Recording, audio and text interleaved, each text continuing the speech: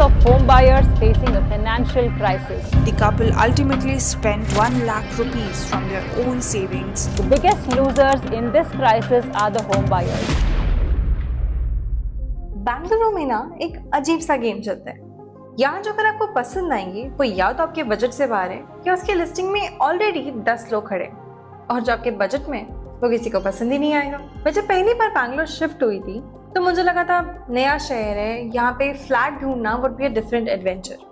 नई प्लेसेस देखूंगी, लोगों से बात करूंगी, ब्रोकर से भी थोड़ा बहुत नेगोशिएट तो मैं कर ही लूंगी।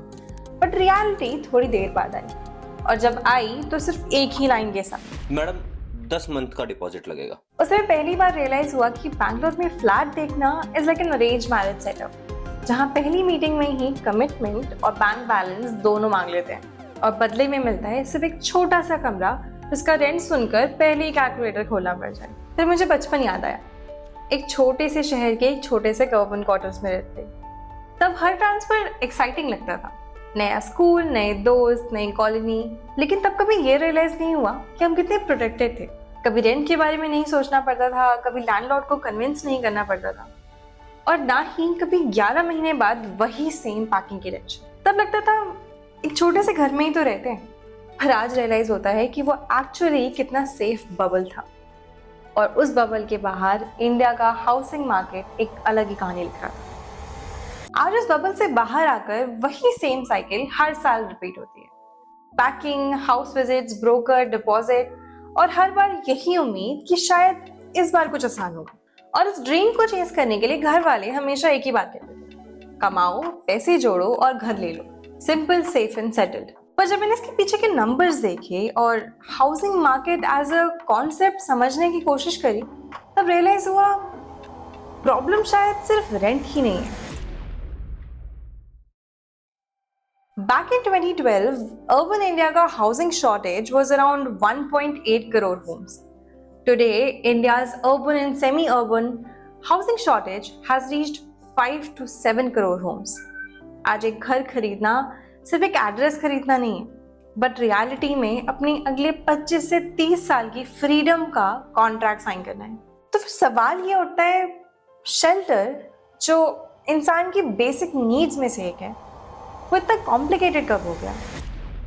जब आप किसी टियर 1 सिटी के बाईपास से निकलोगे ना, तो दोनों तरफ आपको टावर्स ही टावर्स दिखेंगे, और हर तीसरे होर्डिंग पर एक ही मैसेज होगा, premium residences, luxury living starting at 1.5 crore. तो नेचुरली एक सिंपल सा असम्पशन आता है, अगर हर जगह प्रोजेक्ट्स बन रहे हैं तो टेक्निकली घर खरीदना तो सिंपल होना चाहिए, राइट? बट रियलिटी बिल्कुल ऑपोजिट फील कराती है। जितने ज्यादा घर बनते जा रहे हैं उतनी ही हाउसिंग इनसिक्योरिटी बढ़ती जा रही है, और ये कॉन्ट्रडिक्शन तो मुझे कितने टाइम तक समझ नहीं आता था। तो मैंने कुछ रिपोर्ट्स पढ़ी और उसके डेटा को एक नॉर्मल मिडिल क्लास इंसान के पर्सपेक्टिव से देखना शुरू किया।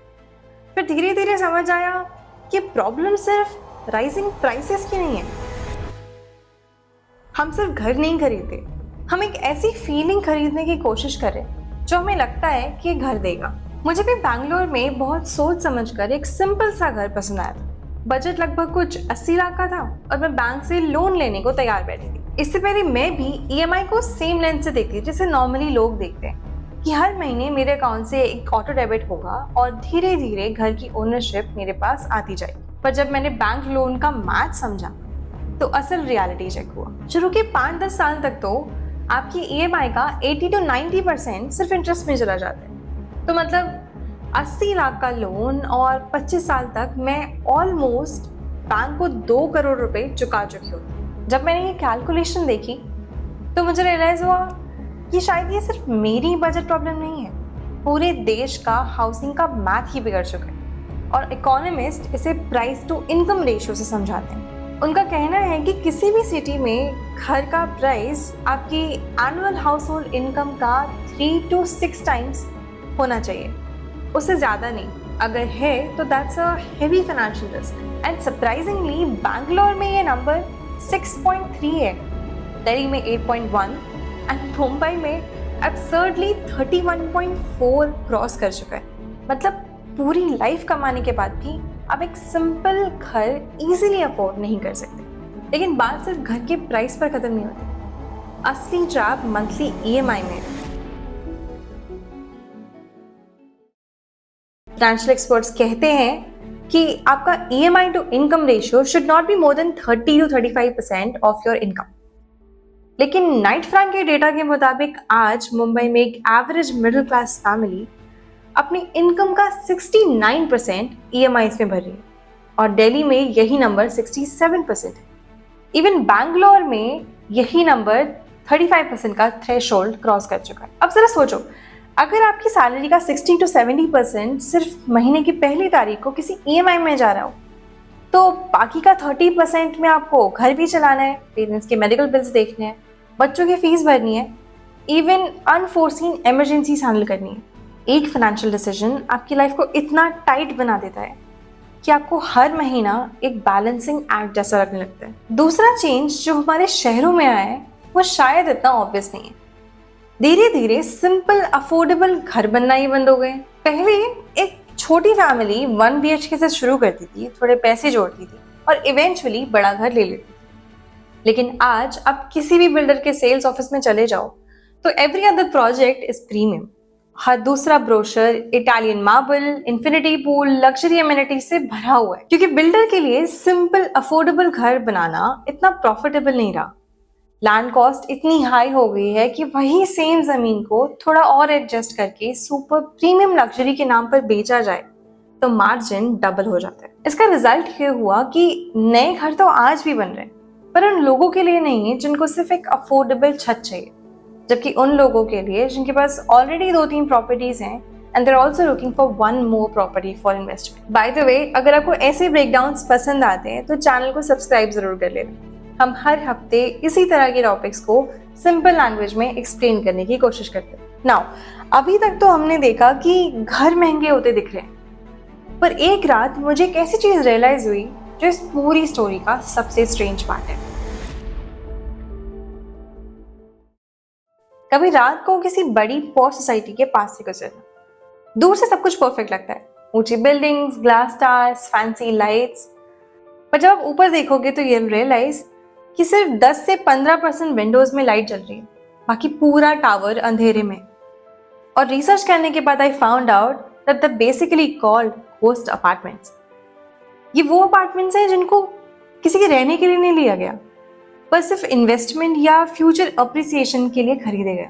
रियल एस्टेट फर्म एनालॉग के डेटा के मुताबिक इंडिया की टॉप 7 सिटीज में आज 6.16 लाख अनसोल्ड हाउसिंग यूनिट्स पड़े।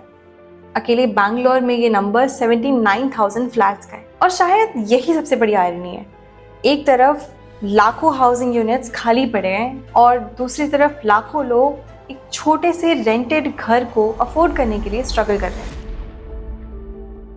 हमारे लिए घर एक जरूरत है, मार्केट के लिए सिर्फ एक एसेट। पूरे ट्रांजैक्शन की सबसे बड़ी कीमत शायद पैसे से नहीं चुकानी पड़ती, वो चुकानी पड़ती है अपनी फ्रीडम से। जिस दिन आप उस 25 साल के लोन पर साइन करते हो तो आप सिर्फ एक घर नहीं खरीद रहे होते, कहीं ना कहीं आप अपनी फाइनेंशियल सिक्योरिटी के साथ भी एक कॉन्ट्रैक्ट साइन कर रहे हो। उसके बाद आपकी जॉब एक करियर ऑप्शन नहीं है, वो एक रिस्पॉन्सिबिलिटी बन गई है।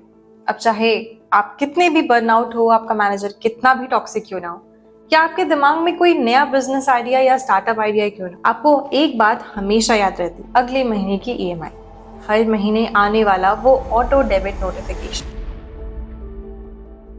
इवेंचुअली हम सब एक ऐसी जगह चाहते हैं जो हमारी हो, हमें सेफ फील कराते हो, पर अगर उस ड्रीम की कीमत आपकी अडल्ट लाइफ की शांति बन जाए तो शायद उस सपने को दोबारा सोचने की जरूरत है। शायद सक्सेस सबसे महंगा फ्लैट लेना नहीं, बल्कि रात को चैन की नींद सो पाना है। और शायद सक्सेस का मतलब सिर्फ इतना है कि अपनी लाइफ के डिसीजंस किसी डर से नहीं, बल्कि अपनी फ्री विल से ले पाना। आखिर में घर हमें डर से बचाने के लिए होता है, वो खुद डर का रीजन नहीं बनना चाहिए। If this video made you stop and think, give it a like and subscribe to the channel. Also, please tell us in the comments at what household income do you think buying a flat in Bangalore actually starts making sense.